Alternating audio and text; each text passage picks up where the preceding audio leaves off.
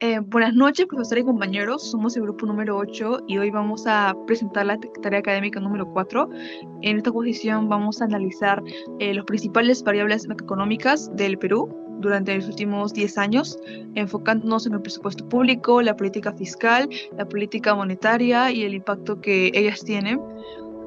Ahora voy a explicar el análisis del comportamiento del presupuesto público por periodo de gobierno entre los años 2015 y 2024. Toda la información la sacamos del Ministerio de Economía y Finanzas, donde se muestra el PIA, el PIM y el devengado de cada año.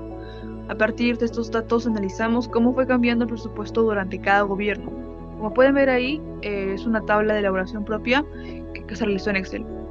Ahora empezamos con el último tramo de gobierno de Ollantumala entre el año 2015 y 2016.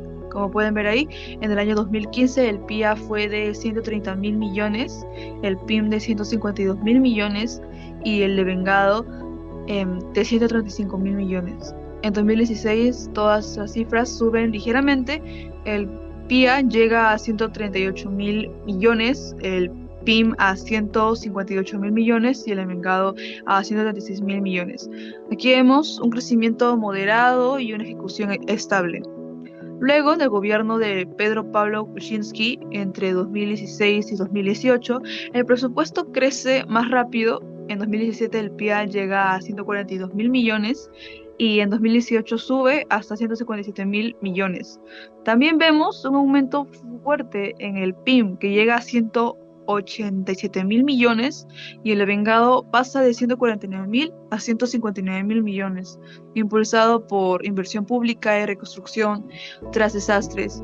Después, durante el gobierno de Martín Vizcarra, entre 2018 y 2020, el presupuesto sigue aumentando. En 2019 el PIA es de 168.000 millones y en 2020 sube a 177.000 millones. El PIN crece bastante, llegando a 207.000 millones y el vengado en 2020 alcanza 182.000 millones.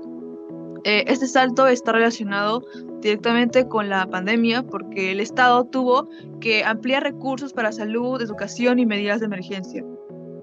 Luego pasamos al gobierno de transición de Francisco Sagasti en 2020-2021.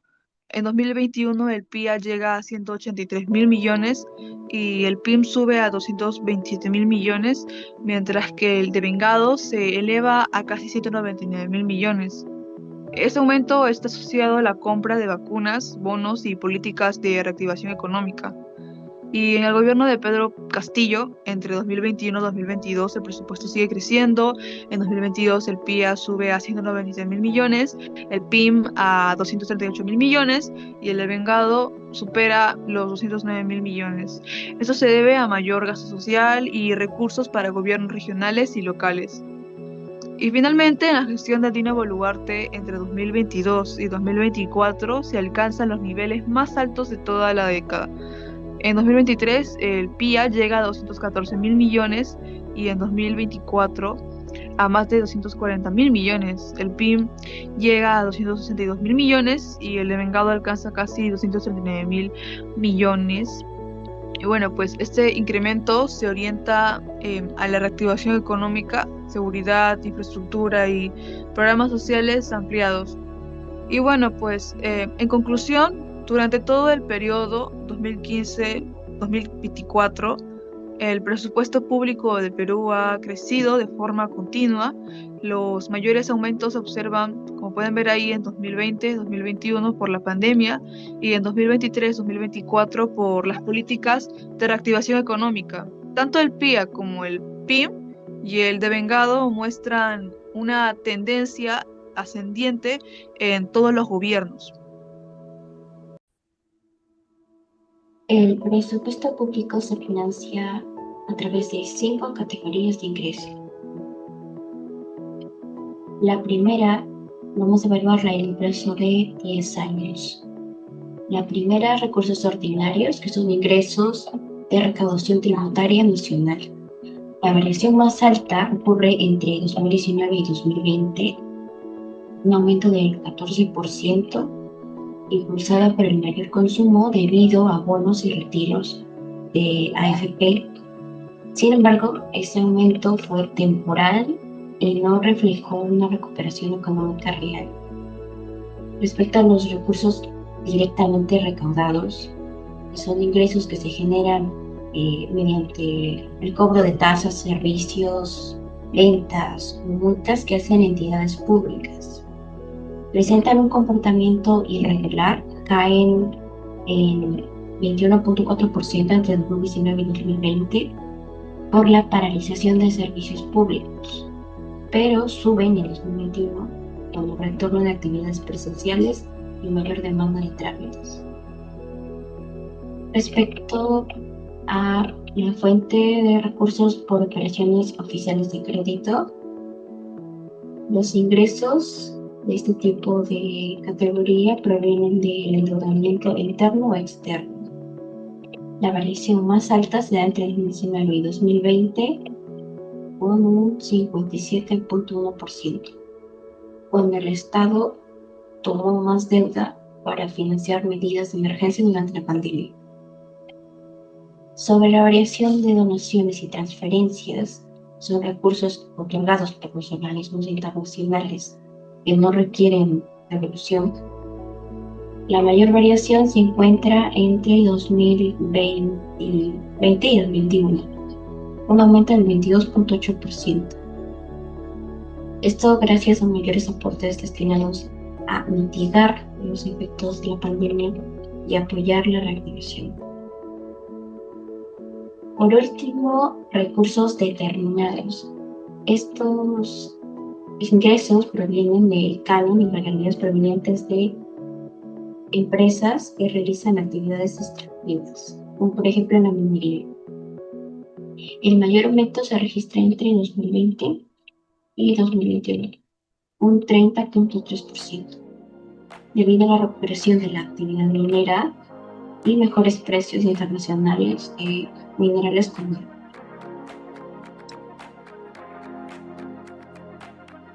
Ahora, respecto a las variaciones de los egresos según función, según a lo que se destinan, aquí tenemos, son 25 funciones según el Ministerio de Economía y Finanzas. Vamos a abordar 3 de ellos que son fundamentales para el bienestar del Estado. Primero, salud, la función número 20. La mayor variación se da entre 2019 y 2020, con un 27.7%. Este incremento está asociado al refuerzo del sistema sanitario y la respuesta del Estado ante el COVID. La función número 22 de educación, entre los años 2019 y 2020 y 2023, un aumento del 15.7%, se debe a que en esos momentos estaba comenzando a regresar a las aulas y se destinaron muchos recursos a la infraestructura, el retorno a clases y los programas de recuperación de aprendizaje. La función número 18, entre el periodo de 2020 y 2021, nos observamos un aumento del 32.3% debido a que se realizaron mayores inversiones en agua y desagüe para ampliar el acceso a servicios básicos, especialmente porque esto era relevante tras el contexto post-pandemia.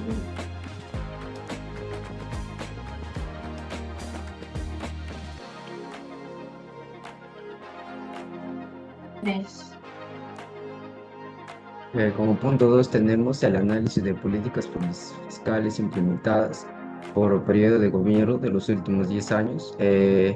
Como primer número 1 tenemos a Ollanta Humala, que gobernó del 2011 al 2016. En políticas fiscales, redució el impuesto a la renta a empresas al 30%, al 28%, y personas naturales del 15 al 8% para fomentar la inversión y el consumo. Programó de estímulo fiscal para la infraestructura pública impulsó proyectos de inversión pública para dinamizar la economía. El impacto positivo a corto plazo: se incentivó el consumo y cierta recuperación de la inversión privada. Esto es un contexto internacional marcado por la caída de los precios de los minerales. En efectos fiscales, las rebajas tributarias redujeron los precios tributarios para el 2016 en un 3,6% del 14,7% que se tenía en 2015. La afectación en empresas fue que la mayor ejecución de obra pública benefició a sectores vinculados a la construcción e infraestructura, pero sin embargo favorecieron principalmente a las grandes empresas. Luego tenemos a Pedro Pablo Kuczynski, que gobernó del 2016 al 2018 en políticas fiscales. Tenemos impuesto a la renta, que no se continuó con la reducción prevista. Por el contrario, la tasa de IR empresarial subió al 29,5%. Se creó el régimen MIPE tributario, que aplicó una tasa preferencial del 10%. En FRAES se implementó un fraccionamiento especial, con descuentos e intereses y multas para deudas tributarias. Repatriación de capitales: se ofrecieron tasas reducidas 10% y 7% para declarar y repartir rentas no recicladas, de rentas no declaradas. El impacto: las principales medidas tributarias del gobierno de JK no lograron cumplir los objetivos planteados, no aumentaron la reducción, no mejoraron la formalización y no reforzaron los principales de un sistema tributario eficiente. La afectación en la empresa: las medidas tributarias de JK tuvieron poco efecto positivo en las empresas, programas con el IGB. Luego tenemos a Martín Vizcarra, que gobernó 2018 al 2020 en políticas fiscales. Se anunciaron medidas fiscales como la prórroga de declaración y pago de obligaciones tributarias mensuales. El impacto sería que fuerte aumento del gasto por medidas de emergencia. En afectación de empresas: las medidas fiscales adoptadas durante el gobierno de Vizcarra ayudaron principalmente a proteger la liquidez de las empresas, especialmente las MIPES.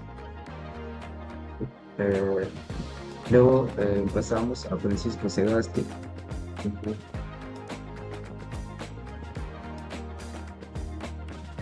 En política fiscal, en el marco de crisis por la COVID-19, se suspendieron de formas excepcionales las reglas fiscales para los años 2020 y 2021, lo que permitió un gasto público más amplio.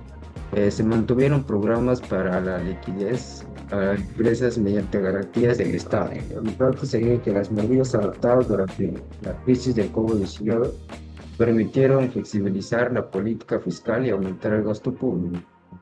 La afectación en las empresas: las prórrogas para declarar y pagar impuestos permitieron a las empresas diferir obligaciones tributarias, generando liquidez inmediata para cubrir gastos operativos. Y luego tenemos a Pedro Castillo, que gobernó en 2021 a 2022 en política fiscal, que durante el gobierno de Pedro Castillo no se aumentaron los impuestos, ya que se fortaleció la norma para que la SUNAT revise mejor el crecimiento del patrimonio de los contribuyentes. El impacto: las acciones de mayor fiscalización y diferenciación, junto con el control más estricto del incremento patrimonial, aumentaron la precisión tributaria sobre los contribuyentes sin cambiar las tasas impositivas. La afectación en las empresas sería que las medidas de control y fiscalización elevaron los costos de cumplimiento para algunas empresas. Ahora tenemos por último a Dina Boluarte, que gobernó en 2022 a 2025. En el pacto fiscal se enfocó su gestión en lograr un orden fiscal, control de gasto y aumento de la reducción, con un proceso gradual de consolidación.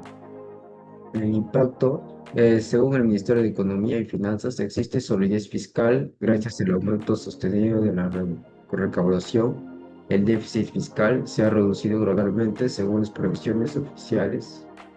en afectación a empresas, las empresas mediante están bajo aspiración para organizarse en subvenciones, dado al mayor énfasis en disciplina fiscal y recaudación.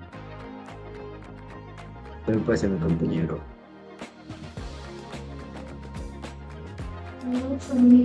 A continuación hablaré acerca del análisis de políticas monetarias implementadas.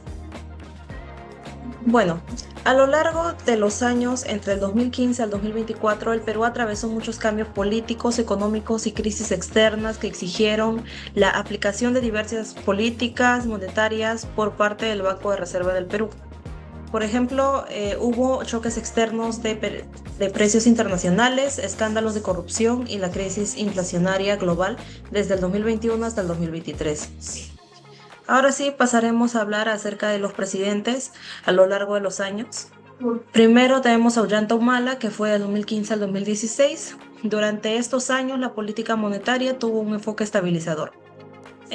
Primero aplicó la reducción gradual del TPM, que el objetivo fue impulsar el crédito, sostener consumo e inversión y evitar la desaceleración en sectores clave.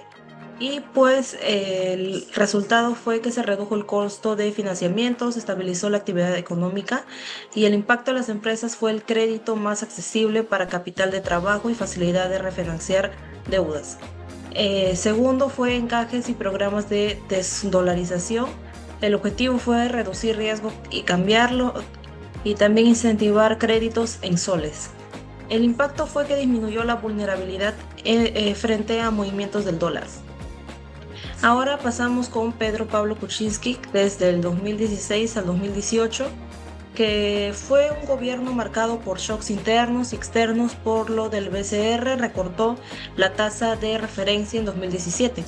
El impacto macroeconómico fue que estimuló para la demanda interna, evitó la contracción más profunda de la economía y sostuvo el crédito de sectores productivos. Ahora sí, impacto en empresas permite obtener préstamos más baratos y facilita la recuperación tras daños del niño costero. Como segunda política tuvo la reducción de encajes para mejorar liquidez, la cual el impacto macroeconómico fue mayor liquidez en el sistema financiero y el incremento moderado de créditos totales.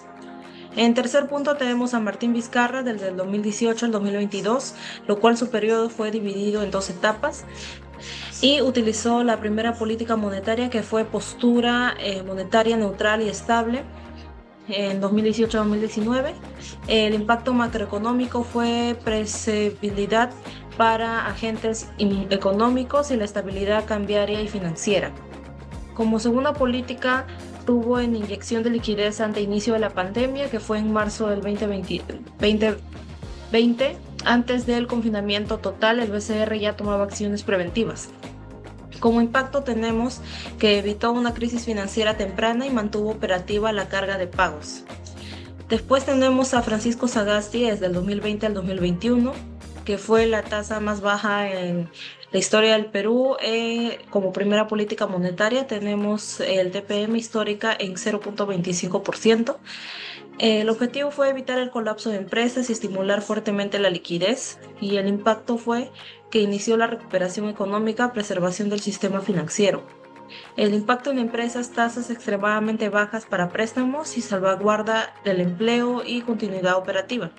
Como segunda política que implementó fue programas de liquidez, Reactiva Perú, garantías estatales, entre otros, lo cual el impacto fue que evitó quiebras masivas, mantuvo la cadena de pagos y sostuvo la oferta crediticia pese al confinamiento. Luego tenemos a Pedro Castillo, que fue en 2021 al 2022, la cual la política monetaria incrementó agresivo la TPM en 2021 y 2022. Como impacto económico tenemos el control de desborde inflacionario y reducción del consumo. Luego tenemos la segunda política monetaria, que fue ajustes en encajes para controlar exceso de liquidez, la cual el impacto económico fue moderación de expansión crediticia y mayor control monetario. Y el impacto empresarial, que fue la menor disponibilidad de crédito y mayor presión para empresas con baja capital de trabajo. Por último, tenemos a Dina Boluarte en 2022 a 2024, la cual la primera política monetaria que implementó fue mantenimiento y posterior reducción de la TPM. Durante 2023 se mantuvo la tasa alta, luego inició una reducción paulatina. En impacto económico tenemos la desaceleración controlada del crédito y caída inicial del consumo y el retorno gradual a condiciones financieras normales en 2024. El impacto de las empresas fue en 2023 créditos caros, dificultades financieras y en 2024 fue alivio en costos y retorno de liquidez. Como segunda política tenemos las intervenciones cambiarias y operaciones cambiarias, que fue el impacto macroeconómico, la estabilidad del tipo de cambio y reducción de incertidumbre externa. Y también tenemos el impacto en empresas que mejora en costos de insumos importados y también el menor riesgo cambiario en deudas. Aquí podemos ver desde los años, desde el inicio de 2015, 2016, 2017, todos los gráficos que nos reflejan la variación a lo largo de los años en los diferentes periodos de tiempo. Y por último, podemos decir que en los últimos años el nivel y grado de variación de las tasas de interés del sistema financiero en moneda nacional muestran una mayor relación con la evolución de la tasa de interés de referencia, que es el instrumento de política monetaria desde el 2002. Tenemos hasta el 2025. Me tocan las conclusiones. En el comportamiento del presupuesto público entre 2015 hasta 2024, la conclusión es el crecimiento sostenido del presupuesto con picos en 2020 entre 2021 por la pandemia y en 2023 y 2024 por medidas de reactivación. La ejecución se mantiene alta, reflejando expansión continua del gasto. La recomendación para las empresas son monitorear sectores con mayor inversión estatal, infraestructura, salud, seguridad y productivos, para identificar oportunidades comerciales en años de expansión del gasto. En variaciones en los ingresos del Estado, la conclusión es ingresos estatales volátiles entre registros operativos, aumentó por estímulos temporales y luego cayó por variación de recursos operativos de crédito. Creció por la emergencia sanitaria, después por recursos determinados se elevó por el repunte minero en 2021. La recomendación es anticipar escenarios donde caiga la recaudación, ya que esto reduce la inversión pública. Ajustar la planificación financiera considerando estas variaciones. Las variaciones en los egresos según funciones del gasto. La conclusión es los incrementos por función responden a coyunturas específicas, entre pandemia, crisis sociales, cambios de gobierno. Sectores como energía, saneamiento, defensa y turismo tuvieron aumentos puntuales, no estructurales. La recomendación es anticipar escenarios donde caiga la recaudación, ya que esto reduce la inversión pública. Ajustar la planificación financiera considerando estas variaciones. Siguiente, por favor.